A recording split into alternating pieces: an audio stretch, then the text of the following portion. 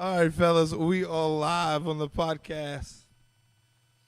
So, what's going down, everybody? My name is Manny, and that is Noah. What's up? And this is the Duck Camp Dinner Crew here with us at Bay Terrebonne Distillers for Between the Barrels. Noah, it's been a while. Yeah, it's been a while, man. You remember how to do this? Or no? Yeah, I guess so. We're going to figure it out. I done put a good lick on us, and, we've been doing a lot of stuff in the community, but we're back in the studio and ready to mix it up. And I can't think of a better first episode than with these guys. That's what I'm talking about. I tell you what, I just told these guys, this might be the last podcast I do at a distillery. Y'all got me here 30 minutes early just to get a little tuned up on some of this good bourbon. That's exactly right. And We now did that we're on live, purpose. And I'm like, this may not have been a good idea. I know Did what they're that- trying to Back do. this mic up just a little bit. Yeah, we were doing that on purpose, man. It's all about the truth serum, man. Had to give us time to set up and y'all time to loosen up. Hey, let me ask you a question, Manny. Yeah, go ahead. Have you seen Chad? Well, funny you should ask about Chad. Chad was down in Golden Meta for the hurricane. He decided to go, I don't know where he went, but he went down to the body for a little pirogue race or something, and he got taken away. Last I heard from him, he is alive. He was in Shanghai partying or something. I don't know how he got there. But if anybody sees Chad, let us know. Look, Ship him back, okay? On the next high tide, Yeah. y'all see him come in, report his whereabouts, and just let us know where he's at. We're worried a little bit, but we know Said he's he was- okay. Sounds like the IRS is looking for Chad. Is what I'm thinking like Chad stay is away. gone. Chad is gone. Chad, if you're listening, we love you, Yeah. and all is well here, buddy. We'll take care of whatever you need, Chad. Just let us know. Stay strong, brother. But, so we got the Duck Camp Dinner boys here. Chef Jean Paul, appreciate y'all coming out. Speaking of Ida, we tried to do this last year. We had it scheduled the Wednesday after Ida hit, and, we obviously couldn't do it. We didn't have power or anything like that. So we're here now, and really appreciate y'all coming out and hanging out with us today. Well, look, man, I felt like after Ida we had a lot to talk about, and since then there's even more to talk about. Obviously, the storm in Louisiana, how that's affected, but also Duck Camp Dinner Season 2. And look, for whatever reason, we didn't get to do it then, but now we get to do it, and we got Season 2, Episode 1 coming out Friday. Seems like the perfect It's time. a better for me. time to do it now. That's right. Yeah, That's right. Absolutely. So I like to start off every show with who are you and what do you do? There's 37 of y'all up here, so we don't have to get a life story from everybody. But just go ahead and break it down, introduce yourself, and tell us a little bit why you're on Duck Camp Dinner. My name's Adrian Miller. Known Jean Paul for years now. Roommates back in California. Friends with the whole group. Been hunting with them for about 6 years now, and it's a blast. Love each and every one of these guys, and we always have a good time. I'm Jesse Lagarde, Juice. What's up, Juice? Been knowing Jean Paul for quite a while. I'm just a guy that they tell what to do, get it, and try to get it done. Doing nothing but stirring onions. I don't even want to hear that. Hey, did they get Tell me y'all? what Did to they, hey, do. did they get you from Duck Commander or what? No. How y'all doing? Ben Roby Show, also known as Junior on the show. And knowing all these guys my whole life. We like a family. They keep me around because they too lazy to do anything, and I do everything for them. They got certain It jobs was that a you used guys to can be. do, you know? Supposed to do it. My name's Chef Jean Paul Bourgeois. I'm from Thibodaux, Louisiana. I'm the creator of Duck Camp Dinner Season 1 and Season 2. And, man, it's just honestly a lifelong dream to almost repay the state of Louisiana that's given so much back to me, to tell its story through this show, and to have some of your best friends by your side to do it. Sean Piku. I'm the one that actually shoots the ducks on the show.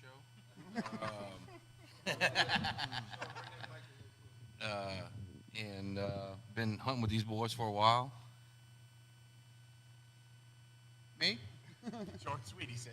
Shane Henry, been knowing these guys for a while. We've been hunting for years, so I'm just happy to be along for the ride. We had a good time, a lot funner than I thought, which is pretty much what we do all the time. It's always a good time, so that's it. Well, guys, we're super excited to have y'all here. We keep Duck Camp Dinner Season 1 on repeat around here, just for background entertainment when I'm working. And we cannot wait to see what's going on with Season 2. Y'all want to talk a little bit about that? Yeah, look, Season 2, what we learned about Season 1, and we filmed all of Season 1 at one duck camp, that floating camp in Gibson, Jay and Ryan Blakely's camp. And we knew for Season 2 that we wanted to dive a little deeper into the coastal duck camps of South Louisiana. So we go from Venice, we spend some time back in Gibson at the camp from Season 1. We go all the way to Southwest Louisiana and visit a couple camps there. And the idea is just to show the spectrum of waterfowl and food and culture and music, not even all in Louisiana, just that little sliver of coastal Louisiana from I-10 on south. And that's really, without giving too much away about Season 2, because I still need all of y'all to view and watch, you know what I mean? I got to get those views and clicks and shares. But yeah, Season 2, I feel like, gave us the ability to really dive deep into that whole section of coastal Louisiana. Absolutely. And what I love most about Season 1 was the teamwork, brotherhood that y'all have. I would say teamwork, but brotherhood that y'all have. Also, what y'all show about Louisiana. You show the culture and the food, and it's nothing fake about y'all. My one question though about Season 2 would be, did Junior bring the chainsaw this year? No comment. He never brings a chainsaw. He left that chainsaw again. I tell you what Junior brings is something I talk a lot about, just Louisiana culture in general. Is that I'm a trained chef and I've lived all over the world. I've worked all over the world, but every one of these guys up here, and probably every one of these guys in production right here, know how to cook a good old pot of Cajun food. Maybe even more of that. Maybe it's barbecue, whatever. And that's really the beauty about, I think, being from South Louisiana that we might take for granted, and that the rest of the world probably needs to know, is that I may be a trained chef, but I ain't the only good cook out of this group. And what you see also in Season 2, it's not just me sitting here telling you how I make a gumbo or a jambalaya or this and that. It's seeing these guys also cook, seeing these guys share their recipes. And as we go from duck camp to duck camp, those folks are sharing their recipes with us. And again, that's just part of how we want to really build up that Louisiana story of culture and food. Yeah, absolutely. I mean, that's the best part about going to the camp, right? Getting together with your partners and cooking something. I always think, him and I talk about it all the time, but I always think it's different cooking at the camp, right? I cook at the house all the time and, every day for dinner or whatever, but when you go to the camp, you're cooking a little something extra. Tell us about that. I mean, that's what y'all highlighted. There's no rush at the camp. Yeah, exactly. You're not trying to get the meal on the table for the kids or anything like that. You got your time. You can take your time. Right, like what Sean's saying is that, after a hunt, I mean, you got all day to just figure out the next move. So why not just brown some onions? You might need a little bit better something that you normally take 2 hours to make at home, you can stretch it out over 4 or 5 hours. And everyone takes a turn stirring because everyone is on the same page. And it's just like, hey, watch the pot for a minute. I got to go check the jug lines or whatever. Yeah. So that's what makes it more special. When we conceptualized Season 1, the idea first came, I was like, you know what? I'm here every weekend. We cook some really good food. It's freaking really tasty food. I think there's a lot to learn from it. I was just going to set up a tripod with my phone and really video myself cooking duck camp dinners. But then as the kind of story and the idea started to percolate, we started to kind of think about, man, we do a lot of cool things here. We jug line, we go fishing, we shoot ducks, we listen to music, and we thought that was a good lens to kind of see the whole state through, right? And so, I mean, cooking, it's a huge part of the show. But really, if we can use that as the Trojan horse to kind of tell the rest of the story of Louisiana from a conservation point of view, from a music point of view, from camaraderie and friends, here's the thing about duck camp dinners, right? You don't even need to hunt ducks. You don't even need to be a hunter. All you got to do is have a group of friends that you see yourself in, just like we do, right? And there's so many people in this country, whether you're an elk hunter, you're a bass fisherman, or you're just somebody that's interested in the outdoors. You likely have some type of connection with just this crew a world away. And we see that over and over and over in the comment section on YouTube. It's we have this mule deer camp in Kansas. We have this pheasant camp. We have this grouse camp in Pennsylvania. I know nothing about grouse. But them dudes seem to know a little bit about something about us. And that's only because they see themselves in the same, they're hunting grouse, we're hunting ducks. They cooking this, we're cooking that, you know? And that's really the beauty of it. It's not about Louisiana per se. It's about that connection that we all have to the outdoors in our own way. Yeah, it's that common thread, you know, what you're talking about. And watching you guys, it brings me back to when I was a boy, hunting with my dad and my uncles and all that at the duck camp, cooking, you know, relaxing, enjoying music, and just being together with your friends and family. And that's something that resonates with everybody, even if you don't hunt, like you just said. I mean, it's so, like, y'all struck gold, because that's exactly what it is. You tapped into something that's innate in everybody. And a lot of people don't realize, you know, what hunting really is, I think. Hunting is something like that you tap into that's within you. And cooking's a part of that too. You know, you just said it. You know, Cajun men cook. That's what we do. You know, they're not separate. If you're going to hunt down here, you better know how to cook what you kill. Absolutely. Right? That's the first thing that you told from the get-go. Yeah, you don't kill anything you're not prepared to. That's right. Well, Sean, you said it best. I mean, you know, you just relaxing. You know, we work all week. We get away.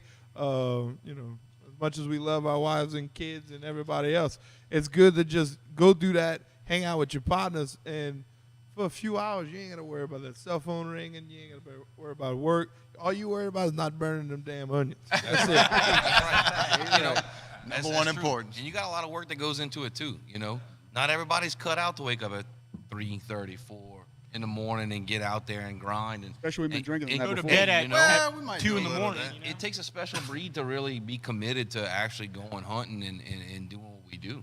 You know, it's just It starts probably Tuesday or Wednesday, you know, preparing and we're cooking and what you getting. I'm going to the store, you know. Right. There's And a that's there's a fun. whole Game text plan. That's group. the good part of it There's too. a whole Yeah. text group where everybody's We're- on one task, and that's what it is. Well, in season 1, he said, I'm not on dessert duty, but whoever is, you know, better bring their A game. But look, I spent a lot of time, you know, in fishing camps with my dad and things like that, and it's the same thing. It's, you know, you start on Monday and Tuesday, you go to the grocery store, everybody's excited, and you got to go to the dock, and you got to get the boat out.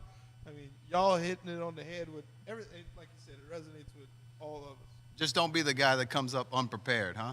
Yeah, don't forget the little bit. Don't be that guy. Or the chainsaw. If nobody knows what I'm talking about, go to season 1, episode 1. He's still defending Still himself. defending himself. Dude, Well, it's over. We're a year back. the tape is the tape. Swing on it, team. Ain't nothing ever done. Oh, my fault. All right, a little challenging question. Who's the best shot in the group? If you're gonna go by season 2, it's gonna be, because I'm the only one who's seen most of the seasons, I would say Sean and Shane do a pretty good job of knocking them down. Yeah, dude, I'm just saying he looked good. Juice struggled.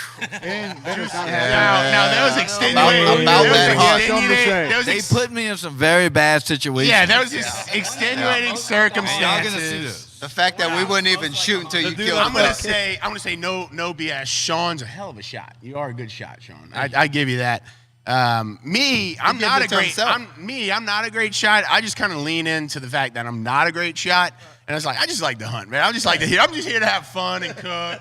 Y'all can go, you know, measure yourselves from how many birds y'all shoot. Well, Hey, there's a I've also reason. done Cooking the ducks, though.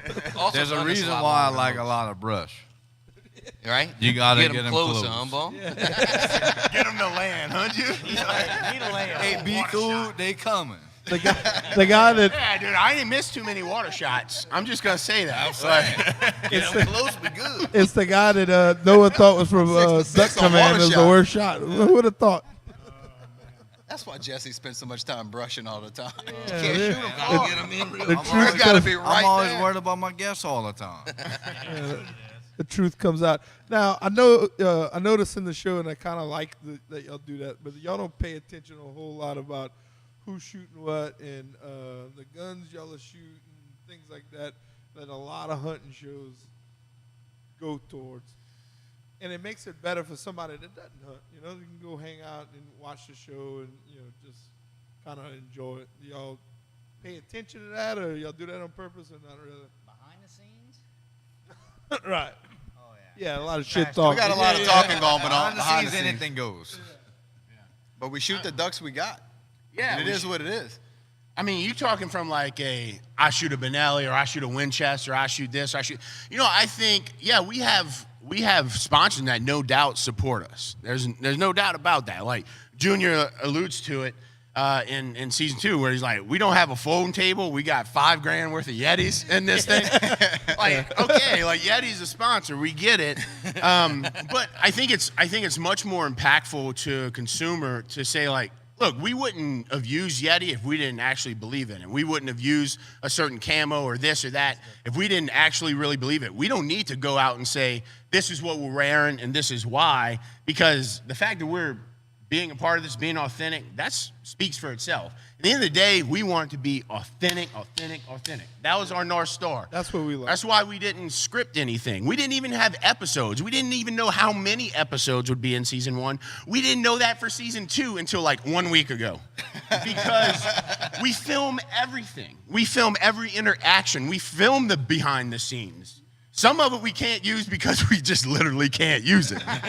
Like, legally speaking. Those are the best times. We were all mic'd up. That's Doug Camp OnlyFans. It ain't Mic'd like up that. from when you wake up to when you Yeah, go you to sleep. mic'd up from 3 a.m. to... For sure.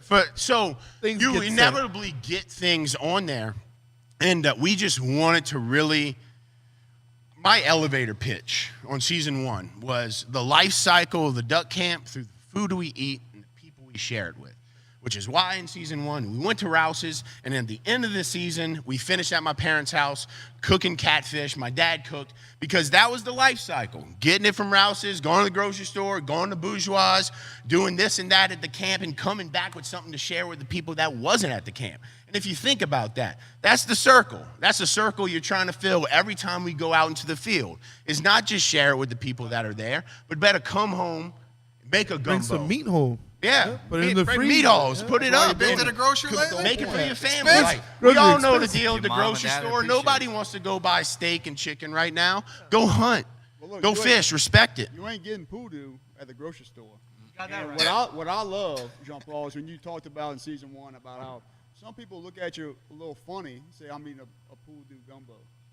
Them boys never ate a poodoo gumbo. Man, I've turned right. more people into shooting pool do from that season than I've changed minds on that, right? And people have gone and hunted pool do and then cooked and be like, dude, you right, it ain't that bad.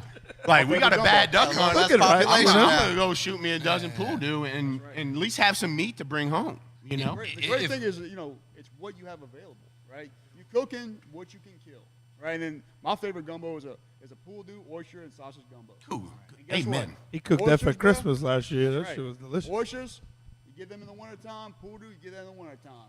Done. You cook what you got, and guess what? You learn to love it. Well, I think that's what makes season 2 even more special, is the fact that we did focus on utilizing things that we have killed or shot and harvested, and incorporated a lot of that in season 2, which I think really captures it on a whole nother level and really makes it more special.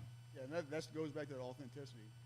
You're not nothing's really scripted. I know it's a show, but like when I watch, and it's because I'm from here, and I know what y'all hunt. I know y'all being real. And I know y'all are painting a true picture of what it really is to be out there, and it's a beautiful picture. That's what it is, and that's special to share, and especially today's world where everything's scripted and you worry about what kind of gun you got, and ain't the arrow, it's the Indian, right?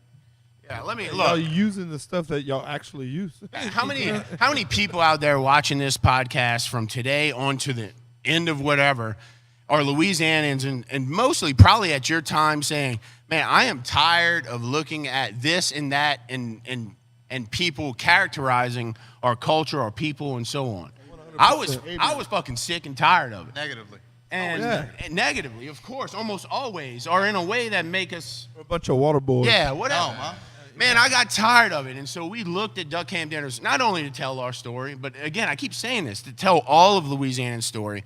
But what it turned into is telling the story of everyday blue-collar hunters that had little duck camps, little fishing camps, little elk camps, little cabins, run on furnaces, run on nothing, that they went to every year, multiple times a year. loved it. And loved it. And I was just sick and tired of seeing content whether that be social media or long form on YouTube or linear and subscription services, shit like that. Some big fancy cabin. Characterizing our state and our people in a way that I knew didn't represent us well. Right. So, if anything, I don't care what happens with Duck Camp dinners. If anything, I can rest knowing that I didn't characterize the people that I love, right? And that we displayed it in an authentic way. You know, I have so many buddies not from this area that they come down here, they don't want to leave, right? So that negative stereotype that we all see of our culture, it's all fake, right? Because when people come down here, they want to stay, they want to be here, they come back, they always come back, and you know, honestly, I'm very proud of this group of guys to go ahead and show everybody what we're really about in a real way, on a major platform somehow. Oh, can I break open that bourbon right there? This Is bourbon? that legal or is that one? You gotta. That's a prop. No, That's a we can prop. crack that. You gotta talk to the owner, I guess. He's just been staring at him the whole time. Get the Crack fuck that, down. drink that, bro. Crack that bite, Terrebonne Distillers rum. Twist it. Just twist it. Yeah. Kind of like Maker's Mark, but better. Yeah, I mean, look, So it's easy to turn. I'm juggling ice over here. Mine's in the fridge in there. I So figure we halfway through, I could do one more while on air. hit it up. So y'all touched on bringing it, make sure it's authentic and stuff like that. And you want to represent the state very well, and y'all doing a great job. But what else do you look for to get out of the show? Each of y'all, like, where do you want this to go? Where do you see this in 5 years? You doing this episode 5, season 5? Or We're just along what for you the think? ride. You have to talk to the big man. I mean, he's the man with the plan, but I mean, just for me personally, I mean, just to be able to be a part of it, to help explain and share our story and, try to capture Louisiana as best as we know how and explain it and hopefully take this further to other states and tell their stories and put a Cajun flair on it and see how they cook and their cultures and how we would do it different or the same or how things commingle and meet new people and share Poodoo Gumbo with the world. And I kind of think of it as That's a shirt. more of like a legacy point, right? So like, I grew up at my camp with my grandfather and his friends, and my dad and their friends, and all we can do is talk about that. At some point, we can look back at this, and I can show my children. We can show our kids. This is what we actually did, and then I can elaborate on that and say, "But your grandfather and your great grandfather, boy, let me tell you what they used to do." They're the legends. But I can actually show them They're the real what we legends. did. You know what I mean? So that's how I look at Y'all it. touched on that in season 1. Yeah. How you said that End of the day. we see the pictures of our daddies and our grandpas, and one day our children are gonna be watching this show like they're gonna be talking about for 20 years. Yeah. It's true. Right? Remember when they did that show? And we're How gonna crazy have to was that? show them. We're gonna have to show them how much land we had, because 20 years from now. And back in the day, it was just pictures. Pictures don't capture it like a video does. I mean, you get a real feel of it, just like a wedding video, wedding pictures. Like it's authentic, it's real. Yeah, selfishly, we created season 1. I created season 1 out of memorializing this place and these people that I wanted to always remember. Like, I knew that any hurricane season could come out and wipe that camp out. Ida didn't do it. So, amen to that. Shocking. Love that. Everything's good with the Everything's camp? good. Really? they had a She's real clean right now too. She just got clean. I saw a new porch being made, maybe a little add-on to a porch. Extended it. Just A little little- extension. Season 1. Just a little work, Yeah. Look, y'all talk about it now. Yeah. I mean, we're facing extreme challenges down here with coastal erosion, hurricanes. When I was a boy, duck hunting was a lot better than it is now. Hurricane Lily, I remember when Hurricane Lily came through, it wiped out all the vegetation, all the saltwater came in, killed it, and the ducks just went away. We went from killing big ducks, limits, every time to not seeing any ducks. So it's constantly changing, and to me, that makes it so much more important to do what y'all are doing and memorialize these times, because one day we're going to convince our younger kids that, hey, you need to come here and you need to keep this going. Yeah, no, that's a good reference point there as we talk about our legacies. Most of us are fathers at this point, and so we all have like this legacy to carry on. And there's definitely that touched on in season 1. We dive into that from season 2 in a good bit from multiple different camps. Again, from Venice to Southwest Louisiana. There's those stories throughout our state. Doesn't matter where you're in Terrebonne, Parish or whether you're in Plaquemines Parish or whether you're in Cameron. All over. But now what you're seeing is that when you ask about going forward, there's going to be a season 3 of Duck Camp Dinners. It's just a matter of how, when, and where, right? And what you hear is like Chesapeake Bay, they have the same issues that we have. One of the most historical duck hunting communities in North America, the Chesapeake Bay, the birthplace of North American duck hunting. And they have the same things. The times past, the way it used to be, saltwater intrusion, the bays getting all messed up. And my point, again, is that we're more alike than we are different. And as conservationists, as waterfowl hunters, as outdoorsmen, a lot of us, no matter where we live in the country, some of us deal with drought, some of us drink too much water. We got too much water. Some people ain't got no water, Sure. But it's the same environmental issues, and we're still seeing the same changes. And I think what you're talking about over there, Noah, is the heyday. We all live in our own heyday. Back in the day when your dad and your granddad and my dad, and they were shooting ducks, that was their heyday. We ain't got that anymore. We're living in our heyday today, right? We got to talk about that. We got to document that, for better or for worse. You know what I mean? Like, It's not be as good, but it's still. Well, what is good? What is good? It's good It's for still us. good to What us. is good? Define good. Like, You don't see us I can't complaining, control, right? I can't control Mother still Nature, having a but good I can time. control the Still- people around You're me. still laughing and That's right. smiling with Good your to me. buddies just like your granddaddy did. We're having just as good of a time. That's one thing I can assure you is Might look a little different. the quality of bird may have been this or that, but the time at that camp was the same time. Still the same. That ain't Experiences I mean, are the same. That'll never change, right? Some of the best memories I have with my dad is at the fishing camp. Catching swordfish or tuna or snapper or whatever, and I'll live with that forever. But look, I mean, that's life. Life is highs and lows. That's right. And not giving up, wash pa la patat, during the low times. Keep it going. And that's something sometimes you might have to struggle with, where you bring your kid hunting, now killing ducks. Like, son, hey, That's why you go shoot a pool. Right. that's why you go shoot a pool dude. That's why you show them how to cook Even a a pool pool dude. dude. That's right. Even a poodoo hunt to a kid, they will remember that forever. Well, I think that's what's so They great don't about do it the a show. lot. Get them out there and do it. I think that's what's so great about the show is just it's not only just the hunt. It's all the camaraderie, the build up to it, to going to the camp.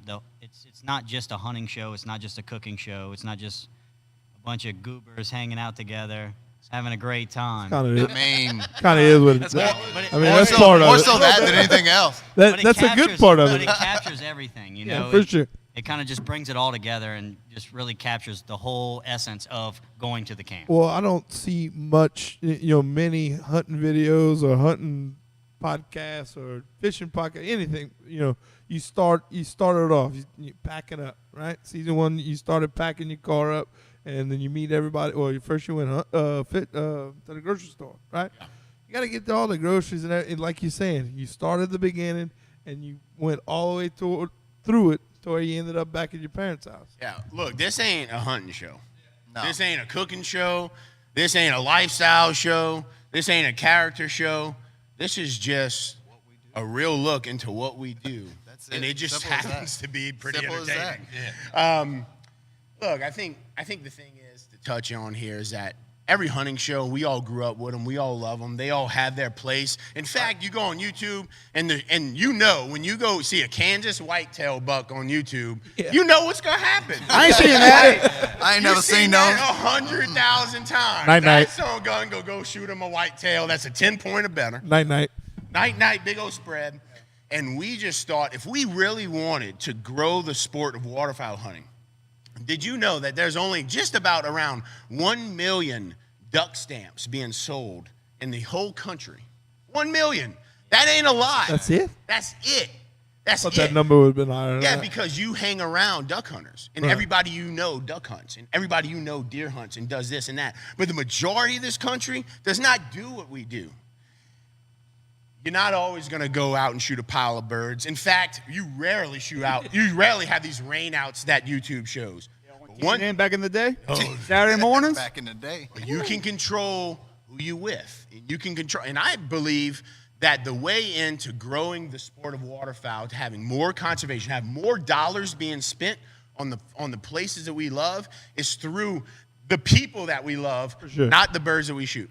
For sure. And they're just a byproduct of going to the duck camp. But what you get out of it is much more than just a pile of meat. And you all know that more than anyone. Every outdoorsman in the United States knows that it's not about the pile of meat. It's maybe why you go out there. I won't pass up a duck in the hole. Right. You know what I mean? But these are the guys that make the memories, man. Yeah, it's like cooking in the blind, right? That's a MREs don't count, Jay No, Shackson out there. that's- We know you're watching. That's not cooking, bro. I mean, What that there's a tortellini warming tastes process. like. There's a warming process. Hey, that's a fun thing out there. You're not supposed to be cooking, white bean soup in the eating up white bean soup in the blind, but we do it and it's fun. What's some of your best blind recipes? What's your favorite? Big Deborah.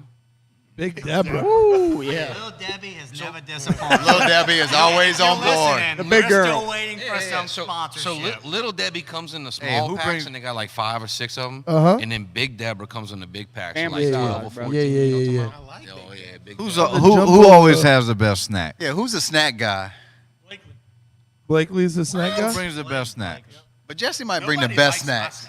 It's usually the biggest No, man. raisins and peanuts. Surprisingly, it's Nobody wants Jesse. Yeah, no one eats that. health food, bro. But he brings enough snacks for Look. everybody. I know that I know in my bidon Yeah, right. there's not many shells and there's a lot of food in there. I gotta tell you, on season 2, Jay probably brought the best snacks because he was loaded up with like expensive tinned fish from like Spain, Portugal, fish? Italy. Oh, yeah. Dude, what? Little macro, sardines, anchovies, smoked oysters, salmon, lobster. Dude, Jay, we dude gotta have had a it talk, all cuz. in his blind bag. Where in the hell are we right now? Yeah, dude. Jay, we gotta So talk. Jay, That's not Jay